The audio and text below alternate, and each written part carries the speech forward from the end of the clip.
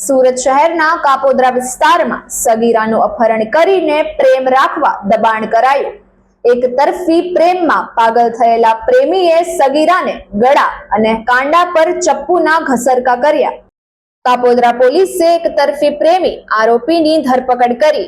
યુવક 16 વર્ષીય સગીરાનું કામ હોવાનું જણાવી અપહરણ કરી ગયો હતો। અપહરણ કર્યા બાદ સંબંધ રાખવા સગીરાને દબાણ કરતો હતો। સગીરાને ગળા અને કાંડા પર ચપ્પુથી ઘસરકા કરી ડરાવવાનો પ્રયાસ કર્યો હતો। હિંમતવાન સગીરા, મને મારી નાખશે તો તારું જ નામ આવશે એમ કહી રોડ વચ્ચે બેસી જતા યુવક સગીરાને પરત મૂકી ગયો હતો। 16 વર્ષીય સગીરા સવારે શાળામાં પરીક્ષા આપી ઘર તરફ આવી રહી હતી। આરોપી છેલ્લા 1.5 મહિનાથી આ સગીરાના પ્રેમમાં પ્રસ્તાવ મોકલતો હતો।